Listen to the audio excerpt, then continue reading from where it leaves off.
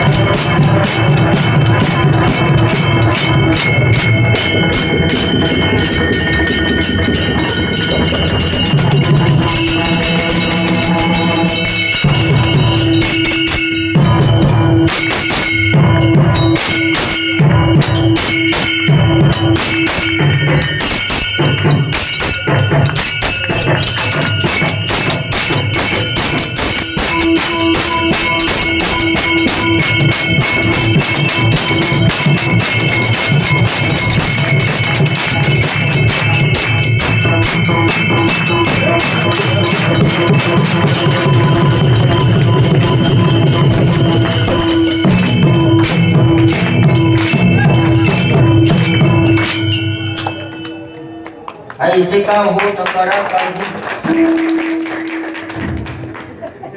ऐसे का हो न करा काही पुढे नाही नाश जाय. विश्वंभरा शरणागत भूत जात बंधोनी, श्रुतीचे कान गाफळ, श्रुतीचे कान गाफळ सार मूळ जाणोनी. विश्वंभरा शरणागत भूत जात बंधोनी. हरी तुका म्हणे पुढे काही, तुका म्हणे पुढे काही वाटना यावरी. विश्वंभरा शरणागत भूत जात बंधुनी. विठ्ठला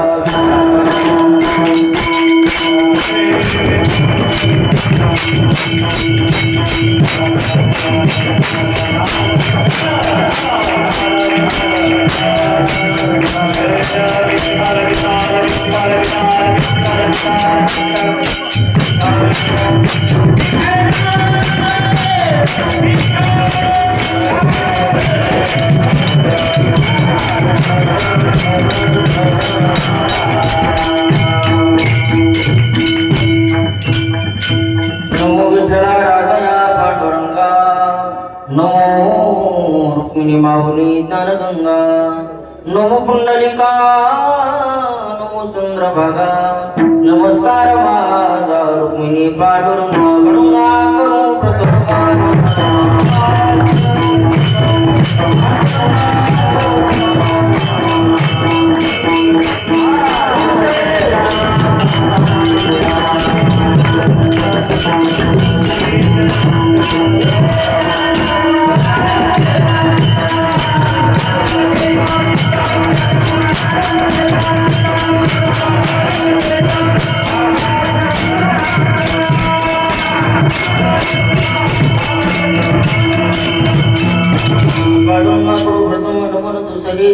संतांची पंचकृपादानी गतीचा विस्तारून बाबाजी सद्गुरुदास तुका सदा पंढरीनाथ पादारगुण निवृत्तीश्वरानुग्रहात प्राप्त तत्त्वं इंद्रायणी तीरभूमो वसंतम समाधि स्मृतिं भजे ज्ञानदेवं नमो ज्ञानेश्वरा नमो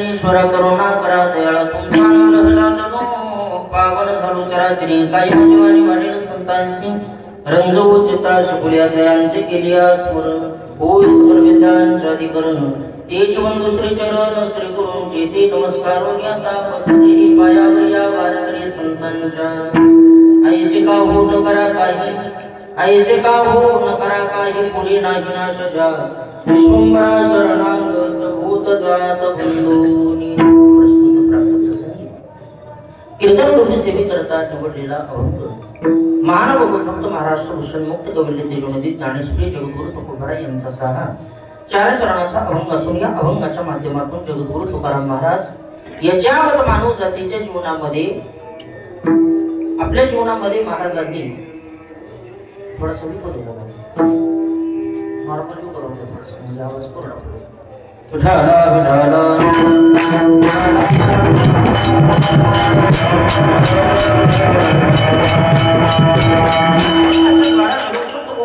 आम्हाला कर्माचा त्याग शिकवलेला नसून कर्माची रीत शिकवलेली आहे कर्माची रीत का शिकवली तर ती तुमच्या आमच्याकडून चुकते म्हणून शिकवली आणि त्याग का शिकवला नाही तर तो तुमच्या माझ्या जीवनामध्ये खाला कल्पांती होणार नाही म्हणून शिकवला नाही विठाला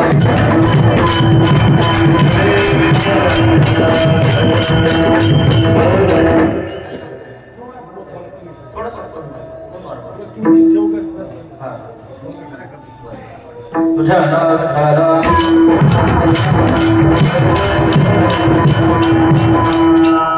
सेवेला आरंभानंतर तरी थोडासा परिहार देणं गरजेचं म्हणजे असं आपल्या मोजी श्री क्षेत्र वैकुंठ पंढरपूर या ठिकाणी गेल्या 22 दिवसापासून आपण श्री क्षेत्र आळंदीवरून ज्ञानांचे राजयोगांची माऊली अनाथाची माळी साधकाचे बाबा कृष्ण माऊली ज्ञानोबराय त्यांचा हा पालखी सोहळा श्री क्षेत्र आळंदी ते श्री क्षेत्र पंढरपूर दररोज दर मुक्काम करत या ठिकाणी आपण सर्वजण वारकरी तमाम महाराष्ट्रातून महाराष्ट्राच्या बाहेरून आपण सर्वजण या ठिकाणी या पालखी सोहळ्यासोबत मोठ्या आनंदानं प्रेमानं उत्साहानं रात्रंदिवस या ठिकाणी कुठल्याही गोष्टीची चिंता न करता कुठल्याही गोष्टीची काळजी न करता भगवंताच्या नामचिंतनामध्ये एकरूप होऊन आपण भगवंताच्या पांडुरंग परमात्म्याच्या भेटी करता भेटी लागे जीवा लागण्याची आस या न्यायाप्रमाणे पांडुरंग परमात्म्याच्या भेटी करता आपण सर्वजण या ठिकाणी येऊन आज पंढरपूर क्षेत्राच्या ठिकाणी उपलब्ध झालेलो आहोत पोहोचलेलो आहोत या न्यायाप्रमाणे कुणीतरी आपल्याला एक कुणीतरी असणं आवश्यक आहे म्हणून करून करणाऱ्यापेक्षा करून घेणारा सुद्धा फार महत्वाचा असतो। या नियमाने आपल्या दिंडीची मालक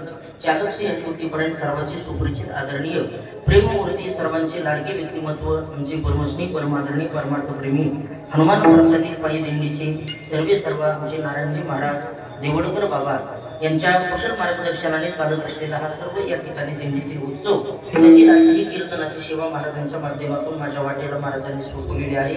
आणि या कार्यक्रमासाठी आवर्जून उपस्थित असणारी सर्व दिग्गज मंडळी महाराष्ट्रातील नामांकित मंडळी या ठिकाणी उपलब्ध आहे।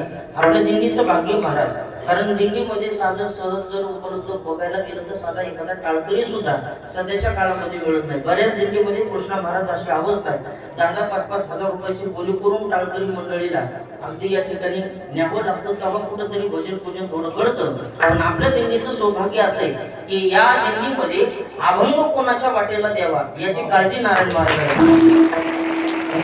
महाराज मंडळी महाराष्ट्रातले तमाम सर्वजण आणि ती बी एका होणे बळी महाराष्ट्राच्या कानाकोपऱ्यावरती जिथं आता महाराष्ट्रामध्ये जेवढे मोठमोठाले नामांकित सप्ताह होतात त्या नामांकित सप्ताहामध्ये आमचे परमस्नेही परममित्र महाराष्ट्रातील नामवंत गायनाचार्य अगदी सुंदर आवाज ज्यांचा आहे, कीर्तन केसरीश्वर सम्राट आमचे परमस्नेही परमादरणीय साखरे सारखा ज्यांचा आवाज आहे आणि वागणं सुद्धा अगदी प्रेममूर्ती आहे असे सर्वांचे लाडके सर्वांना सांभाळून घेणारी अप्रोची महाराज सारखी साखरे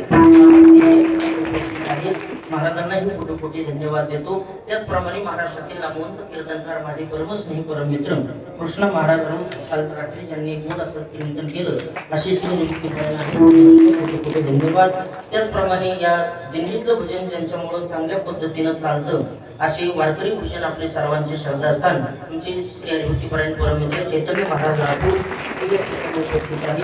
श्री हरिभक्तीपरायण आमचे दिगंबर मामा त्यांची सुद्धा उपस्थिती आहे।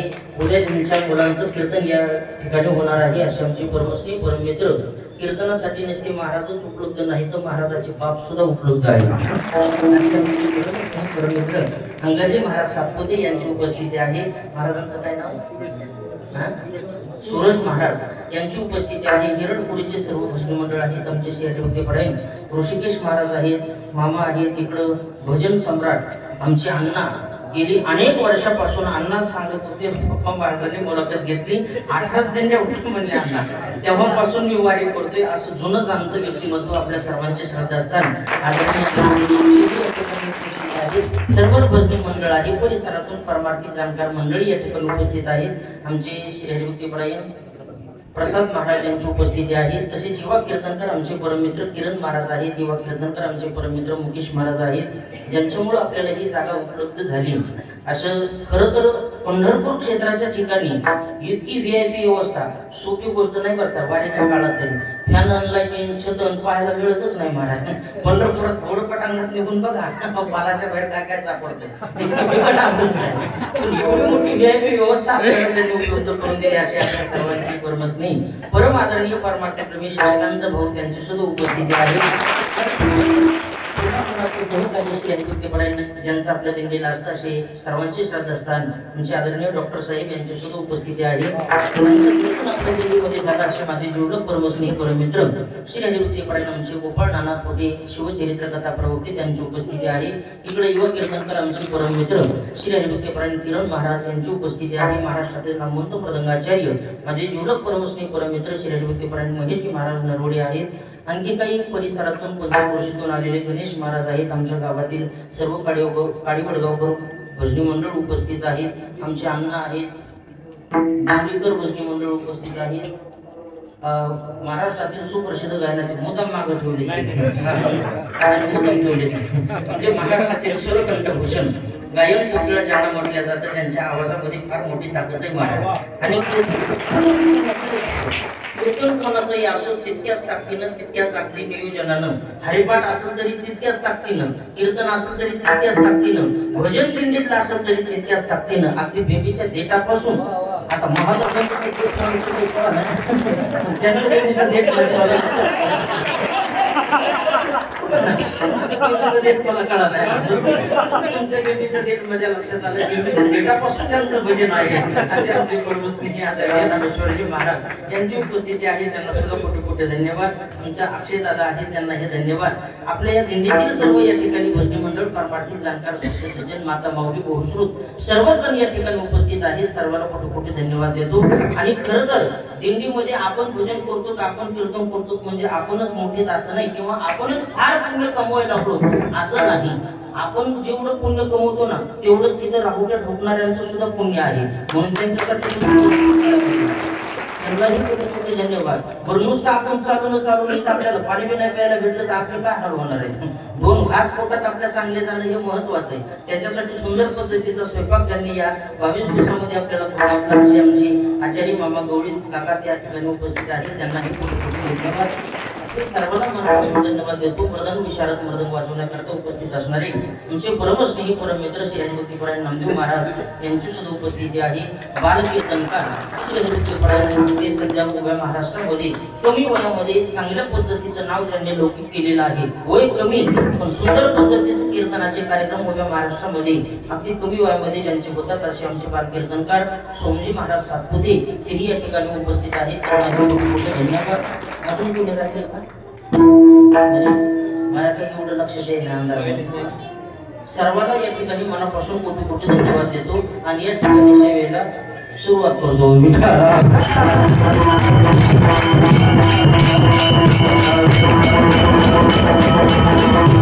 वाटचालीचं कीर्तन आहे. सगळेजण झोपून आले, सगळ्याचे टाळ्या घातलेत. मला कल्पना आहे सगळ्यात जास्त माझी आज घातली.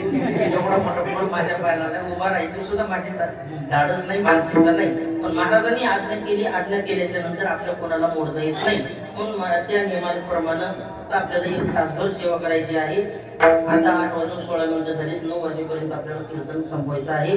सेवा करता निवडलेला अभंग जगद्गुरु तुकोबा यांचा आहे. आणि या अभंगाच्या माध्यमातून जगद्गुरु तुकाराम महाराज तुमच्या माझ्या जीवनामध्ये महाराजांनी कर्माचा त्याग शिकवलेला नसून कर्माची रीत शिकवलेली आहे.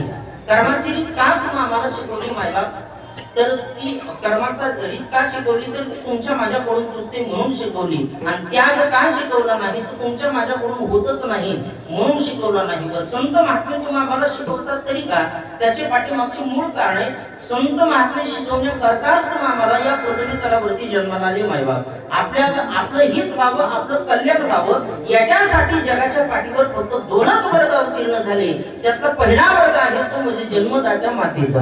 लेकराचे हित जाणे माऊलीचे चित्त आईशी कळवळ्याची जाती करी लाभावीन प्रीती. लहान तुमच्या माझ्यावरती प्रेम करणारी जगाच्या पाठीवर पहिली जाते तिला जन्मदात्री माता म्हणतात. आणि लहान तुमच्या माझ्यावरती प्रेम करणारी जगाच्या पाठीवर दुसरी जाते तिला संत म्हणतात म्हणण्यापेक्षा समाजाचं हित कशात आहे आणि अहित कशात आहे हे जाणूनच संत महात्मे या पृथ्वी तलावरती येत असतात.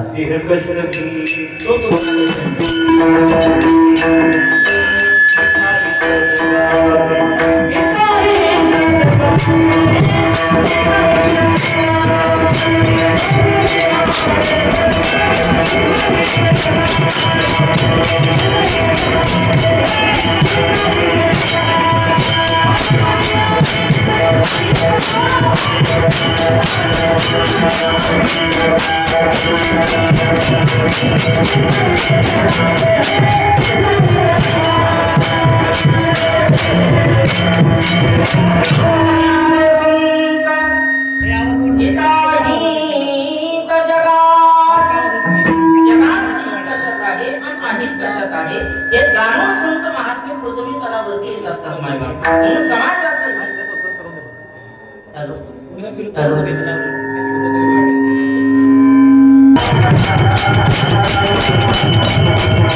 समाजाचं हित कशात आहे आणि अहित कशात आहे हे जाणून संत महात्मे पृथ्वी तलावरती येत असतात. शोधून आले संत येता हित जगाचे. जगाचं हित कशात आहे हे संतांना कळतं मायबाप. अहित कशात आहे हे सुद्धा संतांना कळतं. म्हणून संत महात्मे पृथ्वी स्तरावरती येत असतात तुम्हा आम्हाला यावं लागतं आणि भगवान परमात्म्याला आणावं लागतं. तुम्हा आम्हाला काय यावं लागतं त्याचं कारण नाही. महाराज म्हणतात कर्मे जे उरावे सुखदुःखी फळावे तया ते भोगावया यावे देहा एका. तुमच्या आमच्या जीवनामध्ये राहिलेलं जे काही शिल्लक कर्म आहे ते कर्म उपभोगण्याकरिता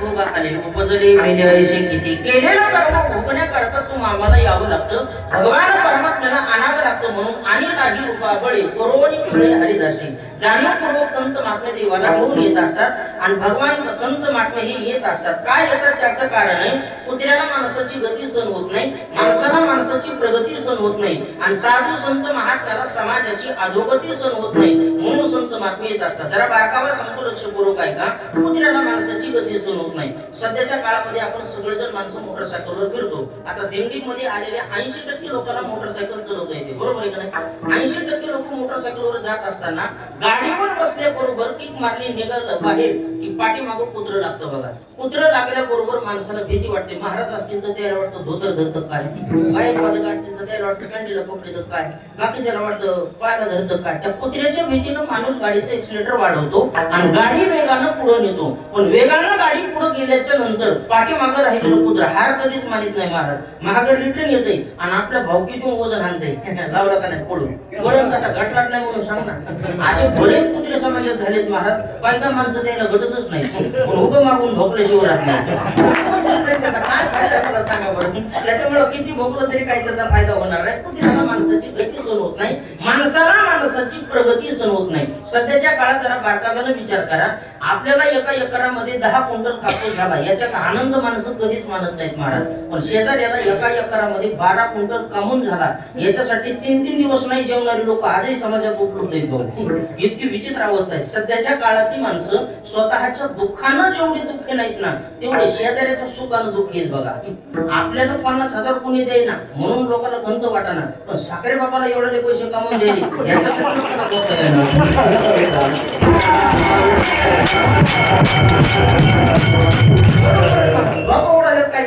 काय अन्न मानधन येतो प्रारब्ध देणार त्यांचा पैसा त्यांना मिळाला आपला आपल्याला मिळाला. आपण दुःखी का व्हावं, आपण त्रास का करावा. पण सध्याच्या काळातली माणसंच अशी झालीत महाराज स्वतःच्या दुःखानं जेवढे दुःखी नाहीत तेवढे शेजाऱ्याच्या सुखानं दुःखी आहेत बघा. मी नेहमी उदाहरण सांगत असतो, साधं व्यवहाराचं उदाहरण सांगतो. आपण सगळे माणसं खेड्यात आहेत बघा. रात्री 7-8च्या वेळेला खेड्यामध्ये लाईट जाते भाऊ. इकडे इन्व्हर्टरची व्यवस्था आहे, सगळी एमएससी चांगली, बिल जिथे तिथं भरतात त्याच्यामुळे इकडे लाईट जाण्याचा जास्त संबंध नाही सिटीला.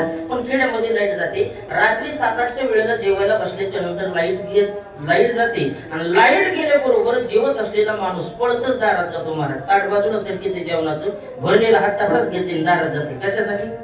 आकडा बदलायसाठी. नेमकं कोणाकोणाची लाईट आहे कोणाकोणाची नाही हे बघण्यासाठी. काचावर इकडून करून बघतोय महाराज ह्याची आहे का त्याची आहे का. सगळं गल्लीत ते लाईट दिसली ह्याची एकट्याची नसली असे हातपाय आपली ते मनीच कमवून गेली मनीच कमवून गेली मनीच कमवून गेली आणि सगळ्या गावातलीच नसली कस करते सगळं गाव अंधारात असलं की याला आनंद आहे आणि एकट्याचं घर अंधारात असलं की दुःख. याचा अर्थ असा आहे बाबा माणसाला माणसाची प्रगती सहन होत नाही.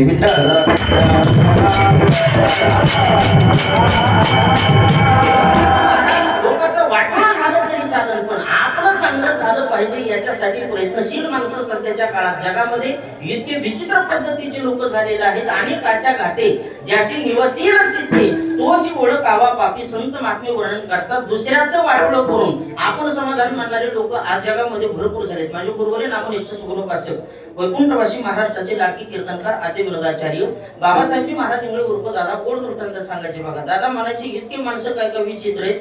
लोकांची दाढी पिटली तर हरकत नाही पण आपली बिडीची दुनिया झाली पाहिजे अशा विचारसरणीचे लोक आहेत बघा समाजामध्ये. दोघा माणसाचे भांडणं लागले कृष्ण महाराज आणि रस्त्याच्या कडेला भांडणं लागल्याच्या नंतर एक समोर वेल एज्युकेटेड सुशिक्षित सुटापुटातला माणूस पुढे गेला समोरून आणि समोर गेल्याच्या नंतर त्यानं त्या दोघांचे भांडणं बघितले. भांडणं पाहिल्याच्या नंतर म्हणला काय भांडणं लागलेत काय. म्हणलं हो चांगली खेळा चांगली खेळा. आता चांगले खेळा, भांडणं का चांगली खेळायची गोष्ट आहे काय? मग चांगले खेळा म्हणला. पुन्हा दुसऱ्यानं त्याला राहवलं नाही. तो म्हणला ढिले पडणार का बरं का, एका भोकेत 32 दात पाड म्हणला. पण त्याला सांगून गवटलं नाही. पुन्हा फिरून त्याच्याकडे गेले. त्याला म्हणते नाही तू ढिला पडशील, तुला भोकेत दात पाडून द्या नंतर तसाच बघतील. तसं करू नको म्हणला. तुझे एका भोकेत 32 दात पाडेल त्यांनी, तो एका भोकेत त्याचे 32 दात पाडायचे. दोघांना चिरून दिलं. आमच्या भाऊ सारखी माणसं चालली होती. म्हणजे मामा कामाला आहे, तुम्ही माणसाने माणसाचे भांडणं सोडवायचे असतात. कुत्र्याचे भांडणं लागलेत माणसं सोडवतात, जनावरांची टक्कर लागली तर माणसं सोडवतात, आणि चांगल्या माणसाची भांडणं लागलेली सोडवायचे सोडून दिले तुमच्यासारख्या माणसानं. आणि डायरेक्ट याला म्हणतात एका भुकीत ह्याचे 32 दात पाड, आणि त्याला म्हणतात एका भुकीत ह्याचे 32 दात पाड. बरं दोघांनी जर तुमच्या मनावर भांडणं केळले एका एका भुकीत 32 दात पाडले तर दोघांचे मिळून बाबा किती दात पडायचे? 64 दात. मग दोघांचे मिळून 64 दात पडत तो हा काय फायदा? आता ते मला मग पलीकडे जाताचा दवाखाना.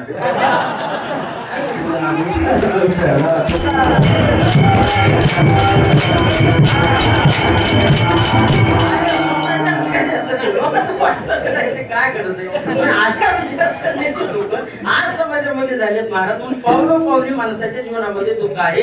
स्वतःच्या दुःखानं माणसाचे एवढे दुःख नाही, तेवढे शेजाऱ्याच्या सुखानं दुःख येत. म्हणून सांगायचा मुद्दा मला एवढाच आहे महाराज, माणसाला माणसाची प्रगती सहन होत नाही, कुत्र्याला माणसाची गती सहन होत नाही, आणि साधू संत महात्म्याला समाजाची अधोगती सहन होत नाही. म्हणून बुडत हे जन न देखवे डोळा, हे तो करावा दुनिया, हे तो करावा दुनिया. बुडत हे जन न देखवे डोळा, किंवा येतो हिताचा कळवळा आणि पडते हाती म्हणून काळा. काळाच्या तडाख्यामध्ये जात असलेला समाज संत महात्म्याला पाहत नसल्यामुळे संत महात्मे तुम आम्हाला उपदेश करण्याकरता येतात.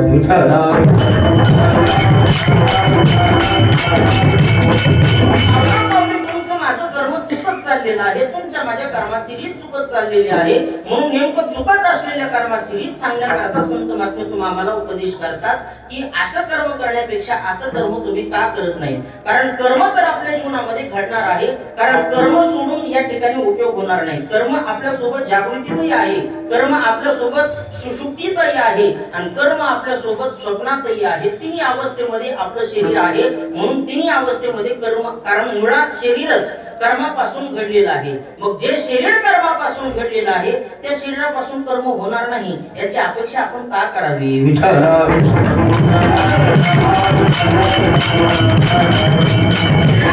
कर्म होतच राहणार महाराज. बघा तुम्ही आता एवढे मोठे लोक आपण या पंढरी क्षेत्रामध्ये आलेलो आहोत. उद्या एकादशीच्या दिवशी पांडुरंगाच्या महाद्वारामध्ये किती मोठा गर्दा असतो बघा. एवढा मोठा गर्दा असतो, त्याच्यातलं जर आपल्यातलं एखादं झटिंगन तशा गर्द्यात गेलो आणि नामदेवाच्या पायरी जवळ जाऊन जर शपथ घेतली किंवा पाट्या कोणाचाच धक्का लागून घेणार नाही. शक्य एखादी ह्याचा कोणाला लागेल नाही तर त्याला तरी कोणाचा लागेल ना. एवढ्या मोठ्या गर्दीत धक्का लागून घेणार नाही हे म्हणणं जसं आपलं चूक आहे, तसं मानवी जन्म प्राप्त करून जर मी कर्म करणार नाही असं जर म्हणणं असेल तर ते म्हणणं आपलं चूक आहे.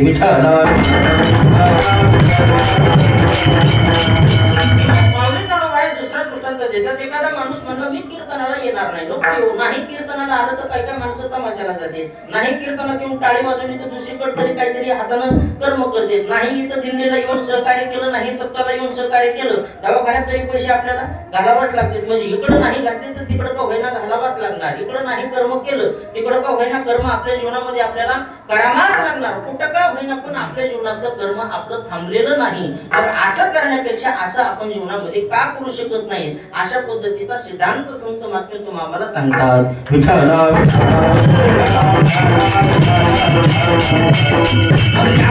आपल्या हातून कर्म हे होतच राहतं महाराज. बघा तुम्ही प्रत्येकाच्या जीवनामध्ये जागृतीतलं कर्म आहे. जागृतीतलं काय कर्म आहे? आता महाराज आमचे नामदेव महाराज मृदंग वाजवतात. नशीब आता सगळेजण मोठे मोठे माणसं त्यांच्यापाशी बसले, पण जर सप्ताहामध्ये कीर्तन असलं बाबांना असं जर मृदंग वाजत बसला, त्यांच्या शेजारी जर 2-3 पोरं बसले तर ती जवळची कणिक असते ना धुमाल लावायची, ती कणिक पोरं जवळची घेते, त्या कणकीच्या बसल्या बसल्या उंदीर तरी करतील, मांजर तरी करतील, डोकर तरी करतील, काही का होईना पण त्या कणकीचं सगळं वाटोळं करून टाकते. बरं तिथंच बसलेले माणसं जागृतीत कर्म करतात असं नाही. संत महात्म्याचे बारकाव्याचे प्रमाण आहेत महाराज.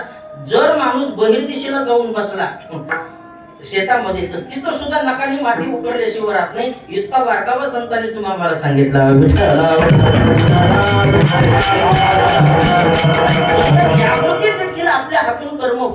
हात असतं, कर्म आपल्या हातून सुटणार नाही. जागृतीतही कर्म आहे, स्वप्नातही कर्म आहे. स्वप्नातलं कर्म ऐका. नाथ महाराजांनी त्याचं गोड उदाहरण दिलं. नाथ महाराज म्हणतात, एक राणी अगदी मंचकावरती झोपल्याच्या नंतर तिला स्वप्न पडलं आणि स्वप्नामध्ये राजे महाराज अगदी शिकारी करता गेले आणि वाघानं राजाची शिकार केली. राजा मृत झाला आणि वैधव्य राणीला आलं म्हणून राणी स्वप्नामध्ये मोठमोठ्यानं ओरडू लागली, अहो राजा तर शेजारी झोपलेला, तुम्हाला कळलं का माझे मालक वाघाने मारले? तुम्हाला कळलं का माझे मालक वाघाने मारले? राजा म्हणला, आतापर्यंत बरी होती 12:30 वाजूस्तर, 12:30च्या नंतर हिला नेमकं झालं काय? अगं मी तुझाच मालक आहे ना, तुझ्या शेजारी ना, असं का करायला लागले? तुम्ही का बसा, तू म्हणला ह्यातलं कळत, तुम्हाला कळलं का माझे मालक वाघाने मारले? राजा म्हणला, एवढाच आजार झाला बा, मलाच म्हणते तुम्हाला कळलं का माझे मालक वाघाने मारले, मीच मालक मीच शेजारी, असं का करायला लागली? जागा केलं तिला ना, असं का म्हणत होती? ती म्हणली, मला स्वप्न पडलं, राजा चक्रवर्ती निज मंदिरी निजेला सुमन सेजेवरी स्वप्नी होनी भिकारी आणि त्याच्या घरी अन्न मागे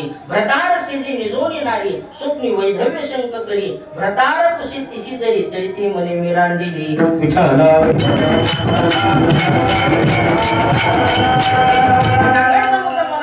महाराज जागृतीतही कर्म आहे, स्वप्नातही कर्म आहे आणि सुसुप्तीत देखील कर्म आहे. सुसुप्ती या शब्दाचा अर्थ झोपेमध्ये सुद्धा आपण या ठिकाणी आपल्या शरीराच्या द्वारा कर्म करून घेतो. झोपेत माणूस अंग दिशा बदलतो महाराज, बरोबर आहे ना? अंग बदलते, काही डाव्या कुशीवरून उजव्या कुशीवर होते, काही माणसं झोपेतच घोरत. आता मला म्हणतात मी घोरते पण मला कळत नाही. काही लोक हुशार आहेत, शूटिंग करून ठेवतात कृष्ण महाराजांसाठी, बरोबर आहे ना?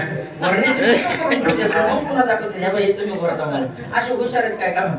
म्हणून प्रत्येकाचं कर्म हे सुसुप्तीत देखील कर्म आहे. काही अंग दिशा बदलतात. जुन्या काळातले लोक माळवदामध्ये झोपायचे, काही कण बदलतात. झोपेतले माणसं फार विचित्र महाराज. काही माणसाला इतकी झोप आहे बघा, काय सांगावं. काही लोक चालता चालता झोपत येत बघा, काही लोक झोपेतच चढत येत, काही माणसं खात झोपत येत, काही झोपेतच खात येत काय तात, काही माणसं झोपताना डोक्याखाली उशी घेते, सकाळी पायाखाली झोडगती, त्याला वेळ लागत नाही, झोपेत डोकं फिरले का उशी फिरले काय सांगावं. कीर्तनात पडलेलं डोकं डोकल्या खात्यात असं नाही, चांगल्या हरीची टाळ करून उभ्यानं झोपत येतात काय सांगा. एका गावात कीर्तन करून असे सिमेंट कॉन्क्रीटची भिंत होती मंदिराला आणि 10-5 खुंट्या होत्या बघा त्याच्यात रवलेल्या, त्याच्यासाठी टाळ मृदंग विना अडकवण्या करता. एका वारकऱ्यानं जसं बाबाने माझ्या काळातला विना घेतला ना, आता आपलं कीर्तन अगोदर पंगत कोण आहे, पण त्या गावातल्या सध्याचा नियम अगोदर पंगत पुन्हा कीर्तन. पंक्तीला जेवण भरपूर झालेलं, वारकऱ्याचे लागले डोळे पेंगायला, कीर्तन रागात येणं, वारकऱ्याची झोप रागात येणं, पण वारकरी चॅप्टर असते.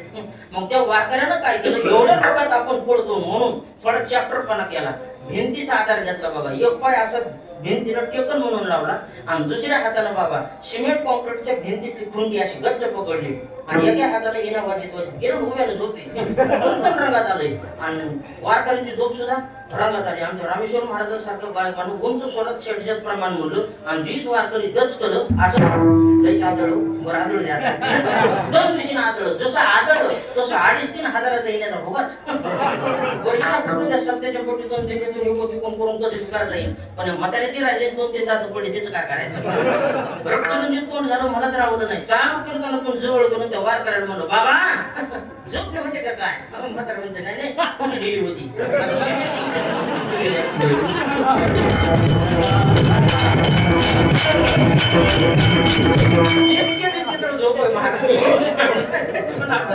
जागृतीतही कर्म आहे, स्वप्नातही कर्म आहे आणि सुसुप्तीत देखील कर्म आहे. तिन्ही अवस्थेमध्ये कर्म होत राहत असल्यामुळे महाराज म्हणतात कर्माचा त्याग हा तुमच्या माझ्या जीवनामध्ये कदा कल्पांती होणार नाही. मग कर्म तर आपल्याला इकडेही करायचंच आहे आणि कर्म आपल्याला तिकडेही करायचंच आहे. मग दोन्हीकडेही जर कर्म करणं आपलं चुकतच नसेल, मग वाईट कर्म करण्यापेक्षा चांगलं केलेलं का वाईट आहे का? बघा तुम्ही माऊली ज्ञानोबारानं ज्ञानेश्वरी या ग्रंथामध्ये फार गोड ओव्या दिल्या महाराज. नदी जळाच्या घुसळना व्यापार सरिसेची विचक्षणा वाढवे तिळा गाना गाळणी एक गोड वर्णन माऊली ज्ञानोबाराय करतात. दधी जळाच्या घुसळना. आता माता माऊलींसाठी दृष्टांत आहे. माठ असतो बघा, माठ. एका माठामध्ये शेजाऱ्याने काय केलं, मोठं पाणी माठ भरून पाणी आणलं, त्याच्यामध्ये रवी सोडली आणि मंथन करायला लागली. मंथन करत असताना त्या माठाचा घुम घुम अशा पद्धतीचा आवाज येऊ लागला. आता आवाज येऊ लागल्याबरोबर हा आवाज शेजारणीच्या कानावर पडला आणि शेजारणीच्या लागलं पोटात दुखायला. काय गरज आहे का दुखायची, पण उभं दुखायला लागलं. ती म्हणली त्याच्याकडे काही मशीद का, तीच वेळी दुधावाली झाली का, तीच वेळी दह्यावाली झाली का, हटून माझ्या कानावर आवाज घालते, मी काय कच्ची का, मला काय कच्ची समजली का. माठा घरामध्ये गेली, मोठा माठ आणला. रवी होती, पातेल दुसरं पातेलं भरून पाणी आणलं, त्या माठामध्ये टाकलं आणि पाणी सोडलेल्या माठामध्ये रवी सोडली आणि मंथन करायला लागली. शेजारी दुधाच्या ताकाच्या दह्याच्या माठामध्ये मंथन करीत होती आणि तिचं बघून हिनं ताकाच्या माठामध्ये मंथन करायला सुरुवात केली. आता दोन्हीलाही मंथनाचा त्रास सारखाच आहे. हातात जास्त कोणाचे दुखतील, पाण्यात रवी टाकून मंथन करायचे तिचे दुखतील, का दह्यात रवी टाकून मंथन करते तिचे दुखतील.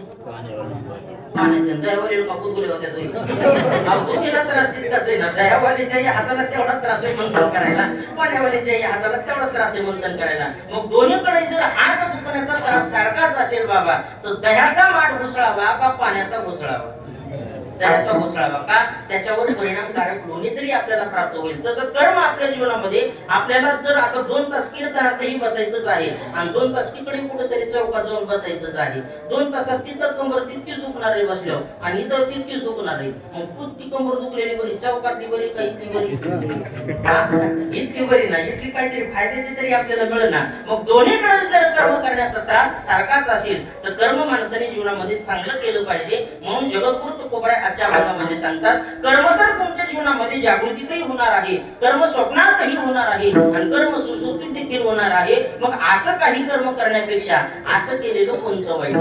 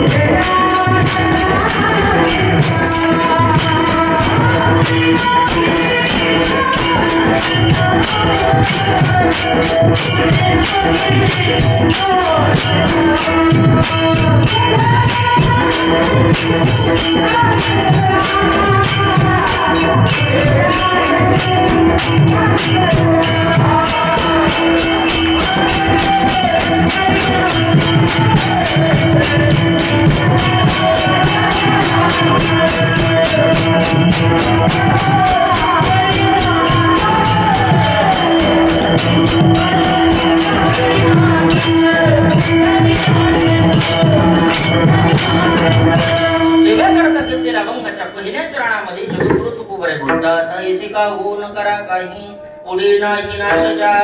असं कर्म तुम्ही जीवनामध्ये का करत नाही? तुझ्या कर्माला भविष्यात सुद्धा पुन्हा नाश होणार नाही. कारण नाशवानही कर्म आपल्या जीवनामध्ये आपल्याला करायचंच आहे आणि अविनाशी सुद्धा कर्म आपल्या जीवनामध्ये आपल्याला करायचंच आहे. नाशवान कर्म करायला सुद्धा जीवनात त्रास तेवढाच आहे आणि अविनाशी कर्म करायला सुद्धा त्रास तेवढाच आहे. मग दोन्हीकडेही त्रास जर तेवढाच असेल तर चांगल्या कर्माचा त्रास माणसाने जीवनामध्ये सहन करावा. निश्चित त्याला त्याच्या जीवनामध्ये बेनिफिट चांगल्या पद्धतीचं मिळाल्याशिवाय राहणार नाही. म्हणून ऐसे का हो न करा काही पुढे नाही नाश जा.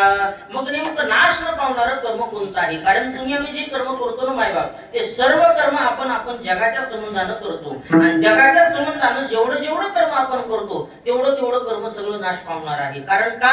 कारण ह्या जगताला सगळ्या आकार आहे. संत महात्मे गोड वर्णन करतात, ज्या ज्या वस्तूला जगाच्या पाठीवर आकार आहे त्या त्या वस्तूला नाश आहे. आली या आकारा अवघे नाशे. ज्याला ज्याला आकार आहे त्याला त्याला नाश आहे. मग जगाच्या पाठीवर नेमका आकार कोणाला नाही? महाराज म्हणतात त्या भगवान परमात्म्याला कुठल्याही पद्धतीचा रंग नाही, रूप नाही, वर्ण नाही, छाया नाही, कुठल्याही पद्धतीचा आकार नाही, रंग नाही, रूप नाही,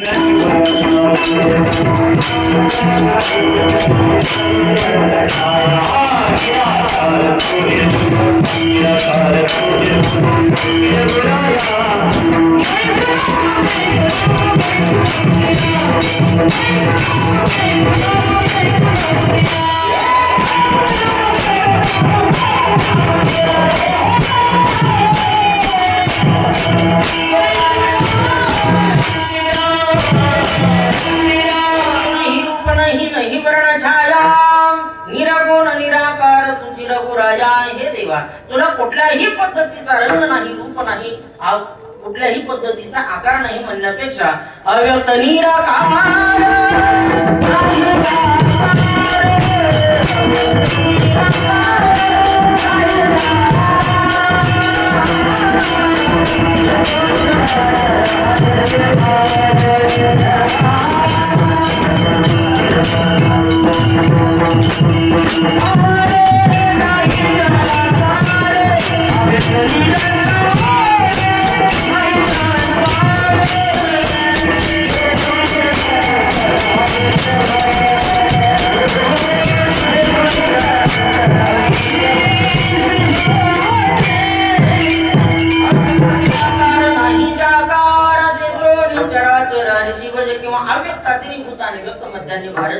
अव्यक्त निधनाने वतत्र का परिवेदना. त्या भगवान परमात्म्याला कुठल्याही पद्धतीचा रंग नाही, रूप नाही, आकार नाही, अव्यक्त आहे, निर्गुण आहे, निराकार आहे. म्हणून अशा पद्धतीचा भगवान परमात्माच जगाच्या पाठीवर शरण जाण्याच्या लायक आहे. म्हणून महाराज उद्गार काढतात.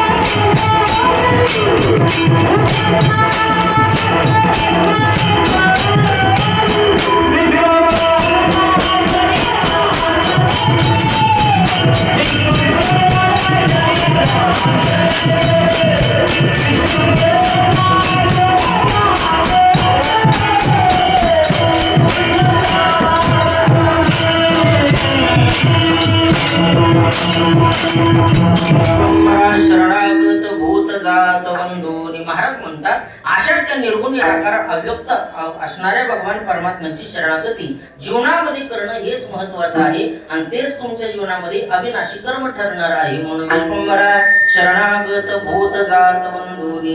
कारण प्रत्येक प्राणी मात्राच्या ठिकाणी तो भगवान परमात्मा वास्तव्य करतो ही कल्पना तुम्ही आम्हाला प्रत्येकाला असली पाहिजे महाराज. कारण सर्वाभूती पाहे एक वासुदेव आणि सोनिया ठाकूर म्हणतेचा प्रत्येक प्राणी मात्रामध्ये भगवान परमात्म्याचं वास्तव्य आहे. हे जर आपल्याला एकदा कळालं ना आपण कुठल्याही गोष्टीवर टेन्शन घेणार नाही. पण हे कळणं महत्वाचं आहे, ती बुद्धी आपल्याला मिळणं महत्वाचं आहे. आणि एकदा का ती मिळाली की आपण सर्वांगानं भगवंताची शरणागती करण्याकरता प्रवृत्त झालो, योग्य झालो असं आपल्याला समजतं. कारण नाथ महाराजच भक्तीची व्याख्या करत असताना सर्वभूती पाहे एक वासुदेव बोलतात. सर्व भूतेषु पश्येत भगवत भाव आत्मना भूत आणि भगवत्या आत्मनेश भागवतोत्तमा.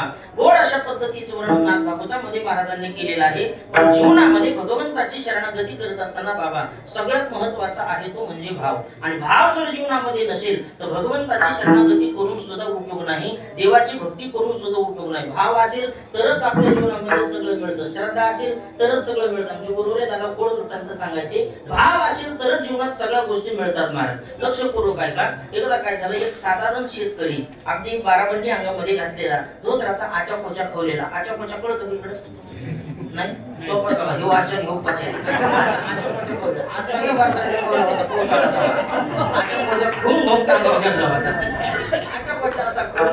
अंगामध्ये घातलेला आणि माळव्याचा व्यापार करणारा तो वारकरी होता. काय नाही त्याच्या पाठीमध्ये काय थोडे 4-2 किलो वांगे होते आणि 1-2 किलो कोथिंबीर होती.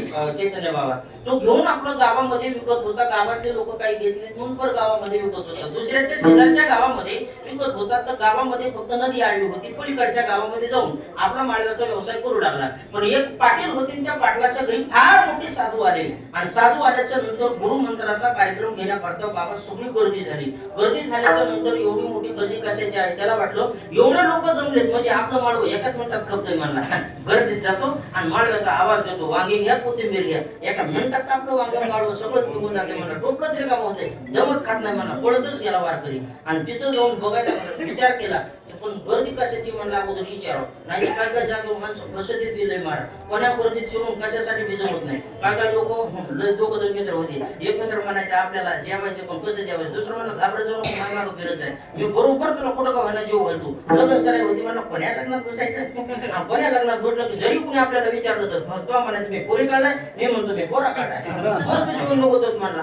गेले जेवता जेवता महाराज दुसऱ्याच एका कार्यक्रमात दाव्याच्या शिरले आणि तिथं जेवण कुठलेच म्हणले तुम्ही, एक म्हणतो मी पोरा काढाय, दुसरा म्हणतो मी पोरी काढा, असे हल्ले म्हणजे अरे दाव्याचा कार्यक्रम. माणसं फसत येते तसं ते वारकरी हुशार होतं. ते म्हणलं आपण फसून नेमकं माडवं म्हणून विचारतो, इथं गर्दी कशाची ती अगोदर विचारावं म्हणलं. जवळ एका माणसाच्या गेला, म्हणला दादा गर्दी कशाची, काय नाही म्हणले, इथं मोठे महाराज आले साधू महाराज, आणि त्या साधू महाराजांना सांगितलं गुरुमंत्राचा कार्यक्रम आहे, जीवनाचा उद्धार करून घेणारा गुरुमंत्र असतो, भवसागर तरुण नेण्याकरता जीवनामध्ये गुरुमंत्र अत्यंत आवश्यक आहे, म्हणून गुरुमंत्राचा कार्यक्रम चालू आहे. कसला तुम्ही म्हणला तो गुरुमंत्र आपल्याला बी घ्यायचा आहे. शेवटला बाजूला महाराज पोपटकडे म्हणून 2-4 माणसं बाजूला सारले गेलं, नाडूच होतं बिचारा. आता गेलं तिथे महाराजापाशी गेल्याबरोबर डायरेक्ट महाराजाच्या जवळ गेला, म्हणा महाराज आपल्याला गुरुमंत्र द्या. महाराजांनी त्याचा नकशिकांत निहाळण म्हणले, असल्या माणसाला आता गुरुमंत्र कसा असतो, कसा जपायचा असतो, कशी त्याची साधना करायची असते, कसा त्याचा जप करावा लागतो, तर सगळं गोष्टी जर पहिल्यापासून शेवटपर्यंत सांगत बसलं 2-3 तास तरी जातील म्हणले. आणि एवढं सांगून मी जर पुराण याच्या नाही लक्षात बसलं तर आपला टाइम व्यर्थ जाईल, त्याच्यापेक्षा 10-5 सुशिक्षित माणसाला गुरुमंत्र देणं होईल म्हणले. मग असलं गिऱ्हाईक इथं ठेवण्यापेक्षा लगेच कटून टाकलेलं बरं. चांगल्या माणसाला गिऱ्हाईक कटवायचा वाटते कसं काय कटवा म्हणले, ह्याला काय नाही म्हणले, याचं सोपा मंत्र म्हणले. त्याच्या पाठीत विचारलं काय तुझ्या डोक्यावर, काय नाही म्हणले महाराज सगळं माळवं विकलंय मी म्हणलं पलीकडे, फक्त 2 वांगे राहिलेत माझ्या पाठीमध्ये आणि कोथिंबीरची जुडी वरली. महाराज म्हणले काहीच नाही तुझ्यासाठी गुरुमंत्र ते म्हणले 2 वांगण कोथिंबीरची जुडी, एवढाच गुरुमंत्र 12 महिने जपायचा म्हणला, नक्की तुला भाऊसागर तारुणी दिला ना गुरुमंत्र. महाराज इतकं खुश झालं, ते डोक्यातच ठेवलं, भाव ठेवला. मला सांगायचा मुद्दा इथे बघा, भगवंताला शरण जात असताना जीवनामध्ये भाव महत्वाचा आहे. त्यानं भाव ठेवला त्या गुरुमंत्रावरती. महाराजांनी आपल्याला गुरुमंत्र दिला 2 बैंगन कोथिंबीरची जुडी, याच्यावर माझी श्रद्धा आहे आणि हाच गुरुमंत्र महाराजांनी सांगितले मला भवसागर तरुण येणार आहे. बाबा 12 महिने त्यांनी या मंत्राचा जप केला. खांद्यावर अंगावर पाणी पडलं अंघोळीच्या तांब्या, 2 बैंगन कोथिंबीरची जुडी, 2 बैंगन कोथिंबीरची जुडी, 2 बैंगन कोथिंबीरची जुडी. सकाळ झाली संध्याकाळपर्यंत जप चालूच राहायचा. महाराज झोपता नाही चालूच राहायचा.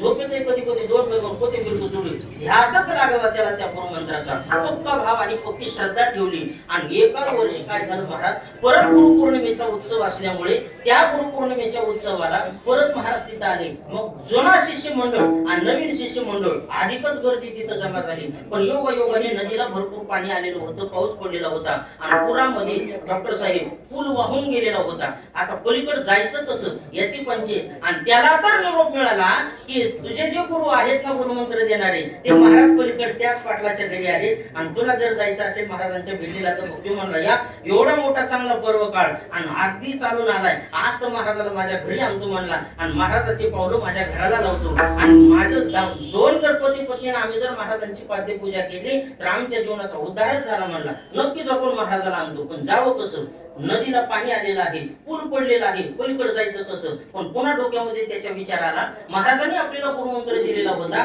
की त्या गुरुमंत्रानं भवसागर तोडून जाईल. आणि हे तर नदी पुरुषच आहे माझा एवढे काय करते, खांद्यावर त्याच्या घोंगडी होती. महाराज त्यानं काय केलं भाऊ की खांद्यावरची घोंगडी काढली, अशी उघडली आणि त्या पाण्यावर टाकली आणि श्रद्धेनं भावनेनं महाराजांनी दिलेला गुरुमंत्र जपला. 2 बैंगन कोथिंबीरची जुडी, चल घोंगडी पहिली चढी सारा घोंगडी काढा बसून गेलं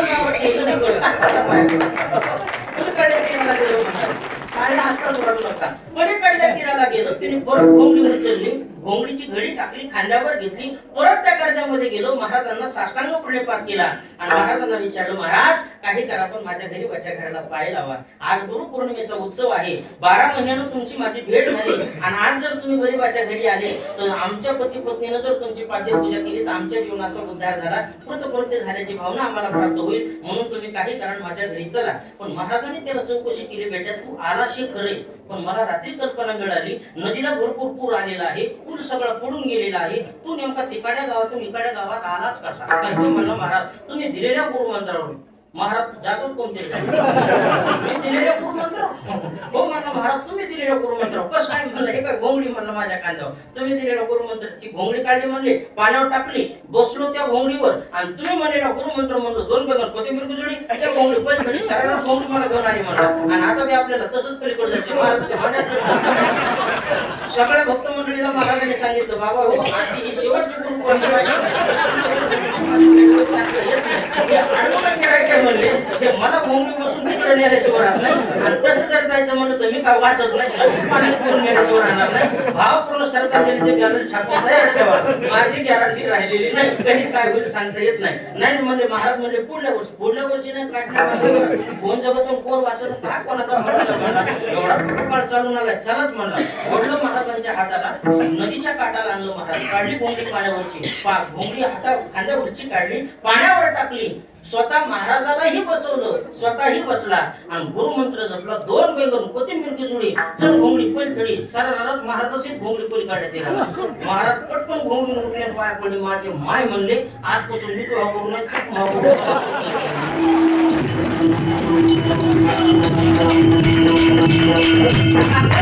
मला फक्त इथं एवढाच आहे महाराज की भाव जर जीवनामध्ये असेल तर सगळ्या गोष्टी आपल्या जीवनामध्ये प्राप्त होतात आज आपण वारीच्या पाठाने पाहतो महाराज फळे पांगळे आंधळे लोक किती लांबून कुठपर्यंत चालत येतात कसे येतात माऊली त्यांना कशी आणते पांडुरंग परमात्मा कसा आणतो का पांडुळा पाय देतो नांदे परमात्मा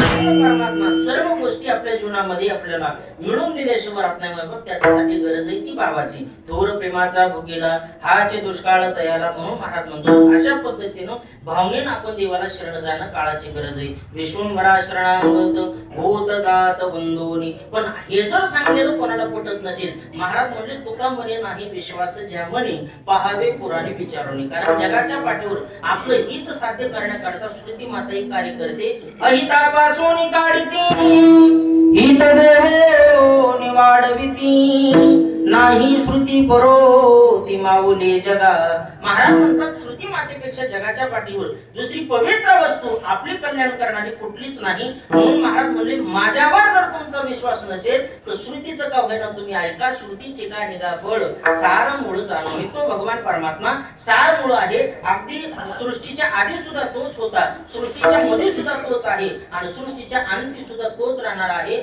आधी मध्ये अंती अवघा हरी एक अशी अनेक एक हरी म्हणून श्रुतीचे काय निगा फळ सार मूळ जाणून ठीक म्हणजे महाराज पण आणखी काही महाराज म्हणजे काहीच नाही एवढं सांगून जर तुमच्या डोक्यात आलं नसेल पण जर तुम्ही या जीवनामध्ये भगवंताची प्राप्ती करून घेतली नाही तर तुमच्यासाठी पुन्हा या जगामध्ये पुढे वाटच नाही कमने पुढे काही कमने पुढे काही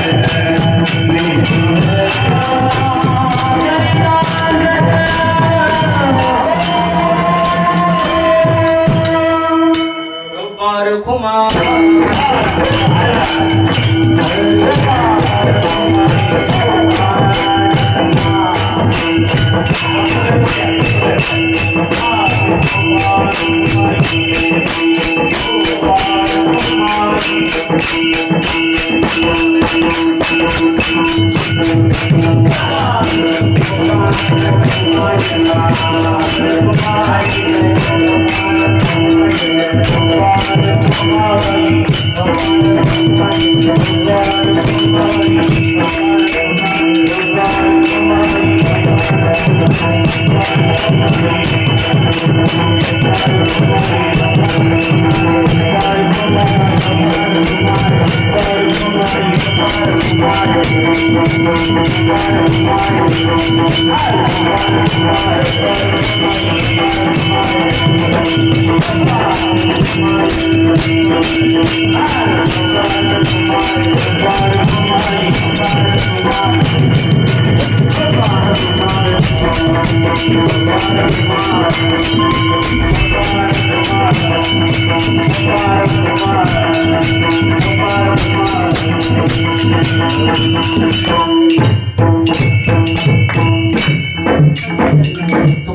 पुढे काही वाट नाही आवरी विश्वंभरा शरणागत भूत जात बंधोनी अभंगाच्या शेवटच्या चरणामध्ये जगद्गुरु तुकोबाराय बोलतात तुका म्हणे पुढे काही वाट नाही यावरी एकदा का आपल्या जीवनामध्ये अनमोल अशा किमतीचा हा नरदेह निघून गेला पुन्हा भगवंताच्या प्राप्ती करता दुसरी वाटच नाही शेवटची पाळी एक मनुष्य जन्म याच देही गळे देवाचे भजन आणि हे ज्ञान नाही कोटी पशु काही पाप कुठे चालते महाराज म्हणतात मनुष्य देहाचे ज्ञाने सच्चिदानंद पदवी घेणे एवढा अधिकार नारायण कृपावरपणे दिला याच जन्मामध्ये केले होय याची जन्मीन अवघे विठोबाच्या नामे याची देही याची डोळा भोग मुक्तीचा सोहळा अनेक प्रमाणे जेवढे देता येतील तेवढे कमी पडतात महाराज एवढाच जन्म आहे की आपल्याला या जन्मामध्ये कारण बाकीच्या एवढ्या भोग प्रधान आहेत आणि मनुष्य एवढी एकच एवढी आहे किती विचार प्रधान आहे याच्यामध्येच आपल्याला विचार जर केला आणि सुंदर पद्धतीच्या भगवंताच्या शरणागतीचा जर आपण विचार केला जर त्या भगवंताला शरण गेलो तर आपल्या जीवनाचा उद्धार झाल्याशिवाय राहणार नाही म्हणून आयसे का हो न करा काही पुढे नाही नाशाच्या नाशवानही कर्म आपल्या जीवनामध्ये करायचंच आहे आणि अविनाशीही कर्म करायचंच आहे पण वाईट कर्म करून जीवन व्यर्थ घालवण्यापेक्षा चांगलं कर्म करून जीवन या ठिकाणी अगदी घालवून चांगलं कर्म करून जीवन व्यतीत केलेलं आणि मोक्ष प्राप्त करून घेतलेला कधीही चांगला म्हणून तुका म्हणे पुढे काही वाट नाही यावरी बरं आज कितीही लोकांना समजून सांगू द्या कळत नाही कळत पण कधी वेळ निघून गेलो कोणा त्याचा फायदा होत नाही वेळ निघून गेली एकदा वेळ निघली की कोणा संपलं महाराज संत महात्मे गोड वर्णन करतात हरी कोण येईल अंतकाळी प्राणप्रयाणाचे वेळी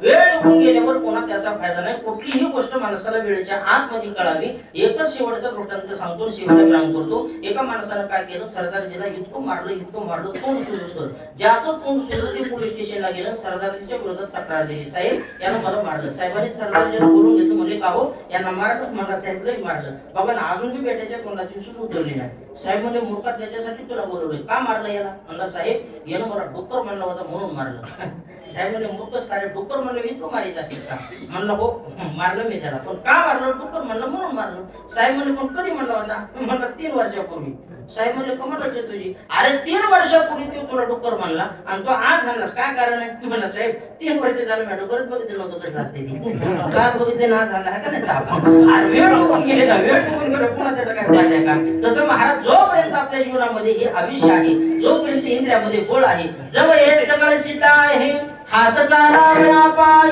तव तू आपुले सोहित पाय तीर्थ यात्रा जाय चुको नको जोपर्यंत इंद्रियामध्ये पाठवी शक्ती प्राणी ताकद तोपर्यंत परमार्थ करावा वय निघून गेल्याच्या नंतर बळ निघून गेल्याच्या नंतर परमार्थ कोण उपयोग नाही मायबाप बरेच लोक उतरत वय झाल्याच्या नंतर परमार्थाला लागत येतात ऐकायला येतोय तोपर्यंत कीर्तन ऐकलं पाहिजे चालता येतोय तोपर्यंत पायी चाललं पाहिजे बोलता येतोय तोपर्यंत देवाचं नामचिंतन केलं पाहिजे उगा कुठलीही इंद्रिय एका गरीब गात्र झाल्याच्या नंतर काही करून फायदा होत नाही महाराज वैर झालं की लई बेकार कानपूरची लाईन कुठली वाटवलं सगळं 2 जण भैरव होते बघा एक भैरव काठी घेऊन कीर्तनाला चाललं दुसरं भैरव वाट्यावर वाटलेलं होतं काठीवालं भैरव वाट्यावरल्या बाहेर म्हणलं राम चालायचं का कीर्तनाला वाट्यावरलं भैरव म्हणते कुठे चाललास कीर्तनाला काय काठीवालं भैरव म्हणते कीर्तनाला चाललोय वाट्यावरचं भैरव म्हणते मला वाटलं कीर्तनाला चाललास काही कोणाला तपास इतकी बिकट अवस्था होती मग माणसं परमार्थाला लागले अशा पण वेळ निघून गेल्याच्या नंतर फायदा नसतो वेळ आहे तोपर्यंत काढावं म्हणून जोपर्यंत आपल्या इंद्रियामध्ये शक्ती आहे त्राण आहे ताकद आहे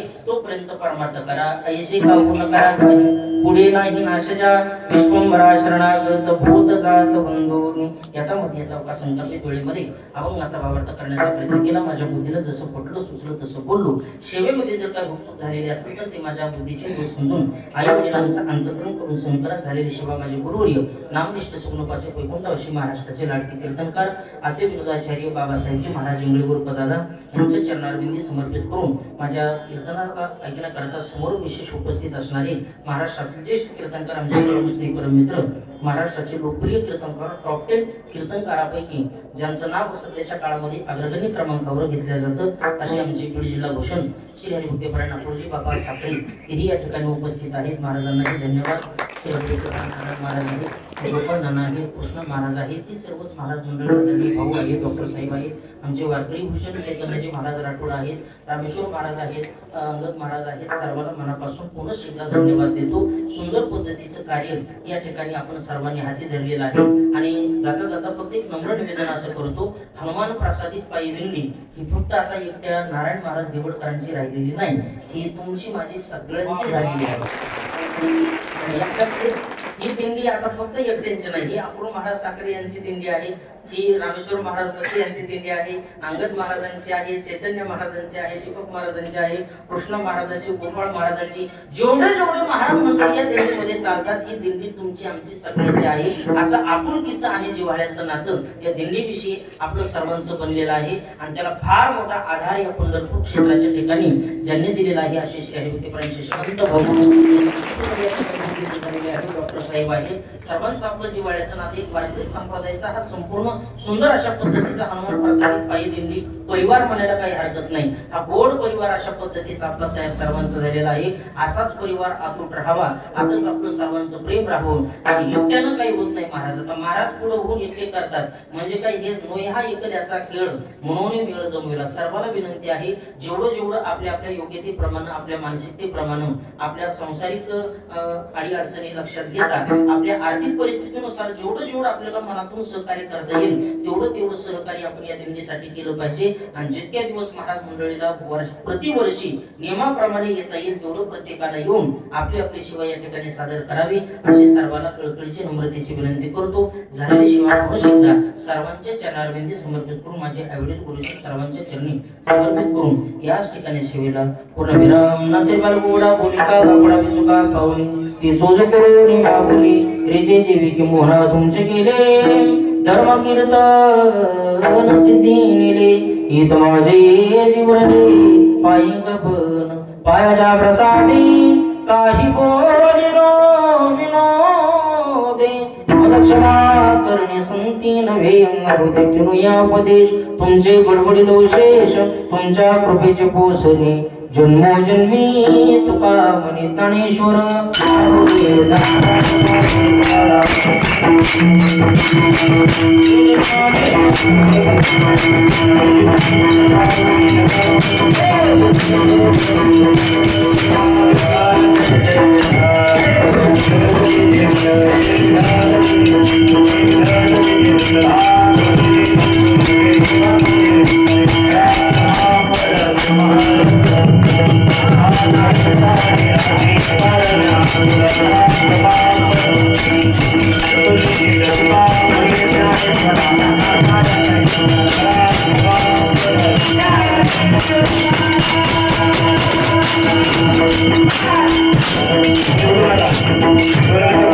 Thank you.